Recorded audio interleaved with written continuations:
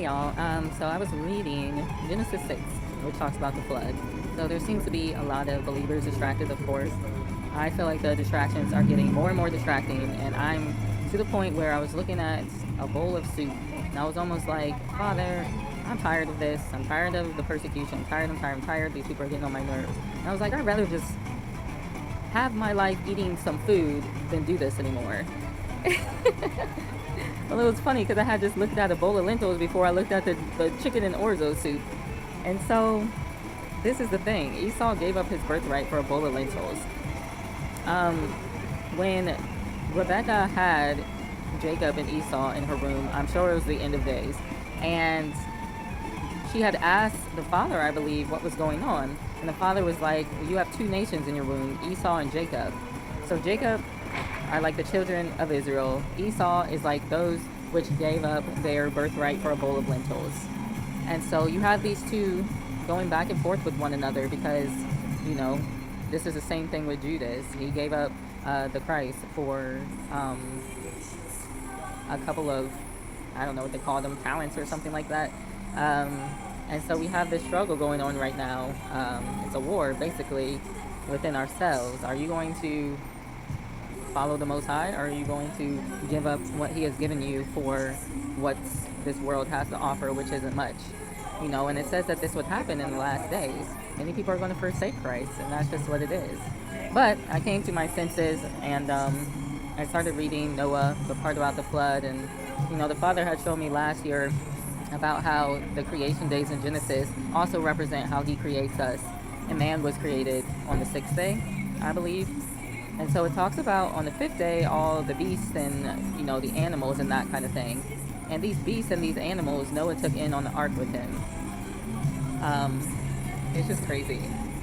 So Genesis 6 talks about how the flood is supposed to remove the things of the earth, which includes like the beasts and that, because people need to understand, you know, even if we call ourselves Christ, there are things that need to be destructed in us.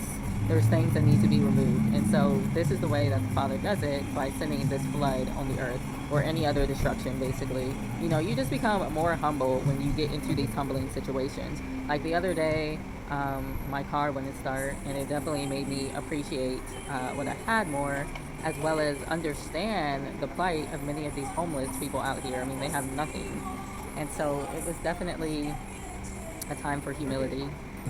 He says this flood is going to destroy all these animals, these beasts and that kind of thing. And, you know, there was a point in which the flood waters began to recede. And when Noah anchored, he was on top of the mountains of Ararat. I have to look up what Ararat means again, because all these words have meaning to it. But, you know, he sent out the dove, or the raven, or the homing pigeon, whatever it was, and it brought back an olive leaf, which is symbolic of the Holy Spirit. So, you know, while we might be in these trying times, the enemy is trying to get us to sow or to sell our birthright for a bowl of lentils. You know, just remember who the Most High is, and that He's our deliverer, and that He will bring us through all these things. And it's a really cool scenery right now because it's raining, but the sun is shining. It's just amazing. But anyway, yeah, so when He removes the beast of man, the beastly man, the earthly man, we become a more spiritual man, and we can have more peace on the earth. You know, man is stuck in their beast nature because they refuse to worship the Most High in spirit and in truth. And it's leading to a lot of complications in their lives. You know, I look at manosphere people and other people around the world, and these people are all unhappy. They're trying to find a way, but they don't want to give up, you know, what they consider the good things of this world in order to have the great things of the Most High. You know, people are making these videos, oh, people are upset at Passport Bros. Should we be upset at Passport Bros? I don't know.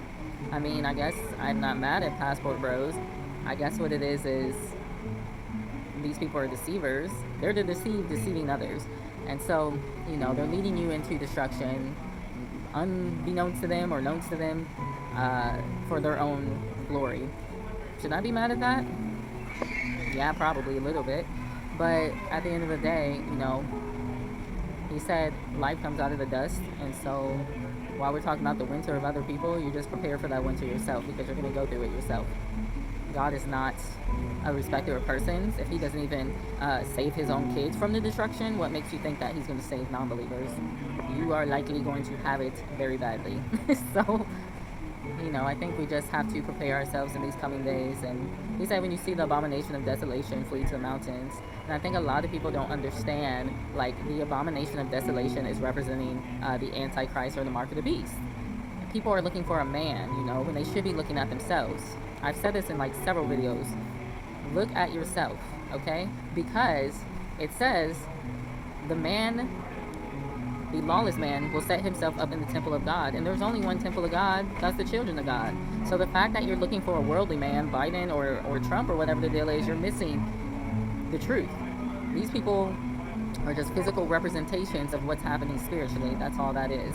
Like, I was trying to explain to people Judges 16, where Samson, he kept giving into the Philistine woman. And when he finally gave completely into the Philistine woman, that's when his hair was cut off.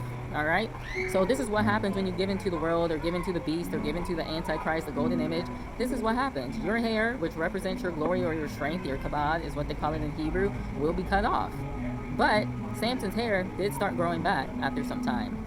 I think the Philistines blinded him and all this, but God also says that in those latter times, Samson had never killed off so many of his enemies. So we need to read deeper into the scriptures by the guidance of the Holy Spirit, not necessarily by man like that, because man keeps screwing up the scriptures. That's why we have 40,000 denominations. Understanding comes from the Spirit. Man can try to teach you what the word is saying, but there was like 4 people that came after me when I explained the whole thing about Samson. The Spirit has to show them what it means. And if you really care about what it's saying, then you're going to go check it out for yourself. You're going to ask the Father. But many people do not care. They're wise in their own minds. The whole moral of the story is do not give into these things. Your hair won't get cut off at the end. But there's also redemption for those who give in to the beast. But, Noah stuck with the Most High. And for that, his ark was saved as well. So you guys, be blessed and have a good one. Bye.